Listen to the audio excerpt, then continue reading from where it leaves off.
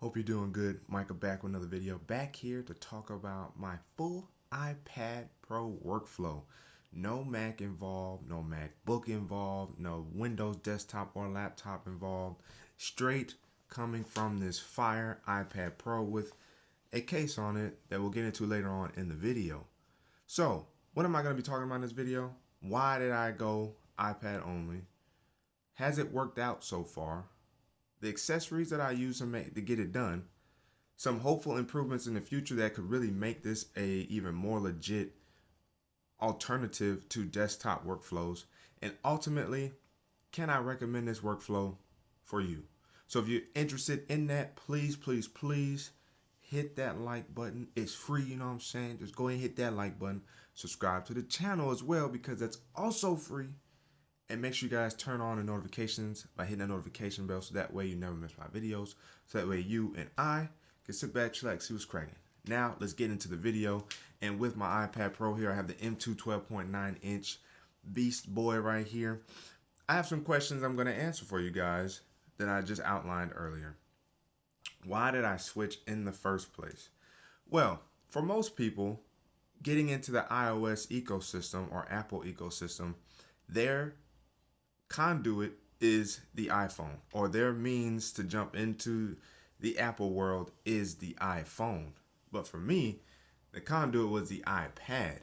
I had been running a straight Android workflow for the longest, and for those who've been around on the channel for a while knows I've never used a laptop or desktop for my channel anyway. On Android, I was always tablet. Graduating my tablet with each year of new tablet chips. So I primarily used Samsung's Galaxy tablets. I jumped out of there by the time the S9 came out. And the reason why I switched over to Apple was because I could not get the proper quality editing that I wanted to get done on the Android tablet. Yes, LumaFusion had finally came over to Android, but by then it was still in its infancy in terms of features and capabilities. And by the time I did finally make the switch, DaVinci had showed up on the iPad ecosystem, and it was a no-brainer for me. So that's why I switched, and that's how I got into Apple in the first place. It wasn't the iPhone that I'm currently using, it was the iPad. Now, the iPhone, of course, was my first purchase, but it was because I really wanted to jump into the iPad workflow system. And so, has it worked out? Well, yes, for the most part. Editing is better on iOS. I use Power Director and LumaFusion on Android. And since I've been over on iPad, it has only been DaVinci. And there's certain things that I would like to see improved in that, from that perspective. But editing has been able to be done. But that's why I said for the most part, because one of the main things that I've struggled with in terms of editing is being able to add some effects on the iPad. The M2 is a capable chip, but it's not powerful enough to handle playing back edits with the effects. So that's where it gets tough to want to edit and maybe add a little extraness to some of the videos, is just adding a layer of effects that will really kind of polish the video. But I can't do that on the iPad as well because it won't play it back properly. I can color grade or color correct for the most part and edit, do a lot of cuts, and even do like transitional effects. But in terms of applying an outright effect, it hobbles. It's the true bottleneck that I've experienced with the iPads and tablets in general when it comes to editing.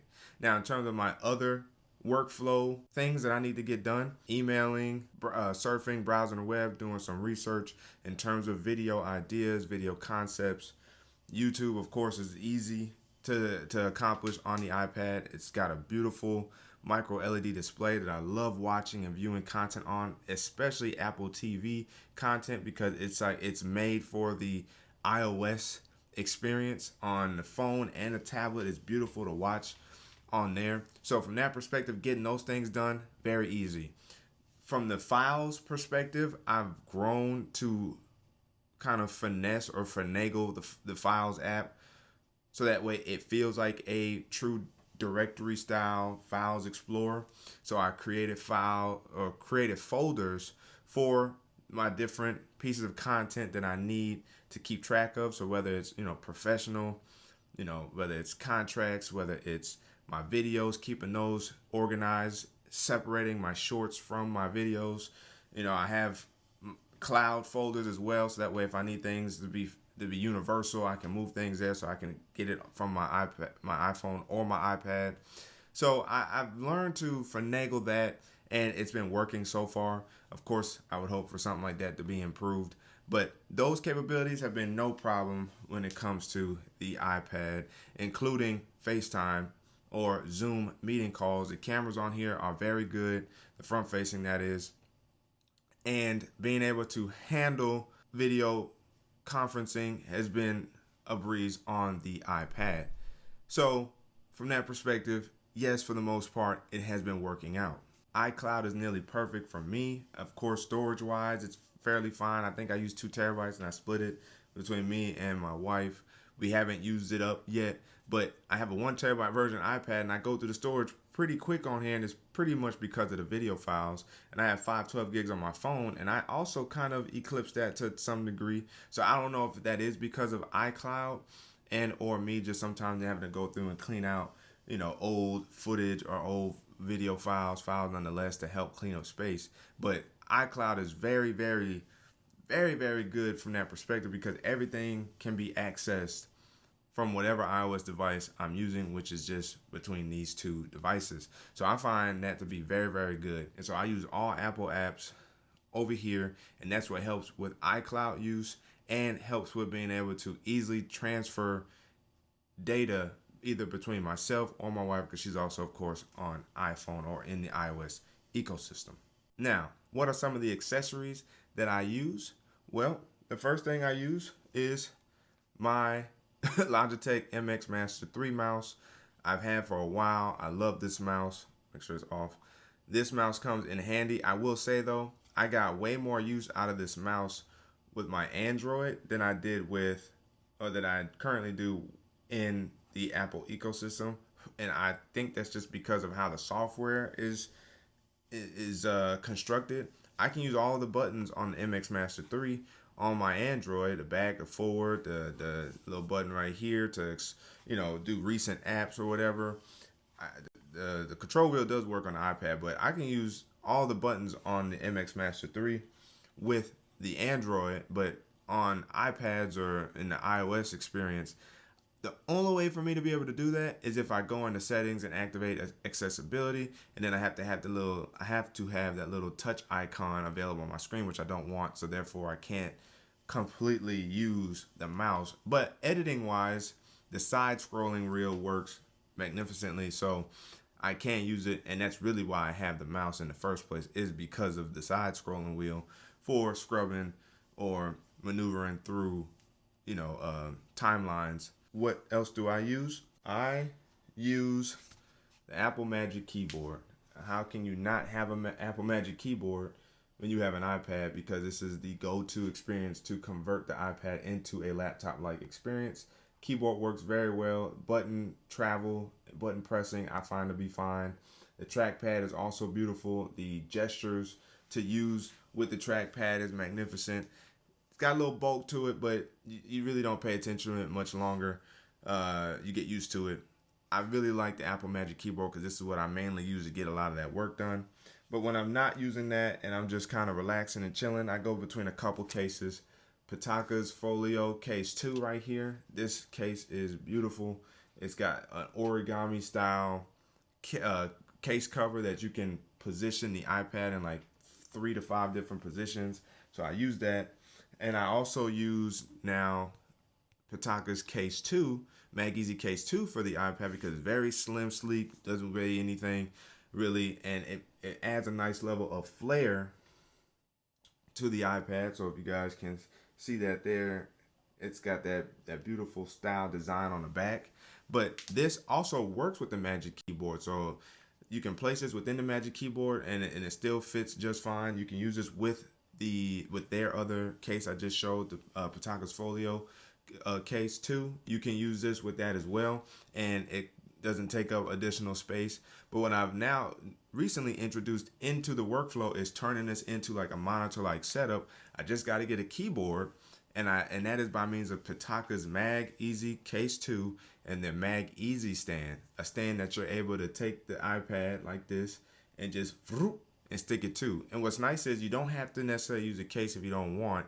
They provide a 3M adhesive style sticker that you can place on the back of your iPad or whatever device you want to use with the Mag Easy stand, and suction it that way as well. So if you didn't want to put the case on it, you can use that sticker and put it on your iPad or iPhone or whatever device.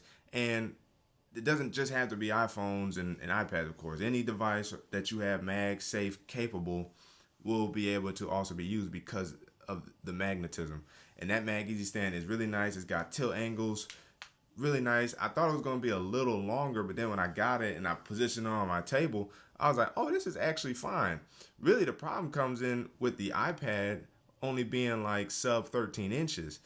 Once they increase this to 14, maybe even 15 inches, like Samsung did with their Ultra tablets, then you're looking at a more legit laptop monitor like setup with the iPads with the Mag Easy stand. So I just recently added that. So shout out to Pitaka for that. I just need a keyboard for it, and I have like a desktop like experience now with the iPad at the helm. So those are the accessories that I've been using for my iPad, and they work. I can leave this on here and transition this with any of my other cases, including the Mag Easy stand. And if I don't want to rock any case, I could just rock this around like this, and it almost looks like this is fully flush with the iPad. It's nice. They have another one that's in Bluetooth I thought was nice, but it's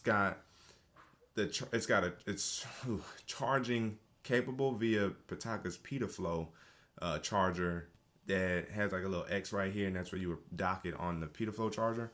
So that's interesting. I might look into that, but those are my accessories.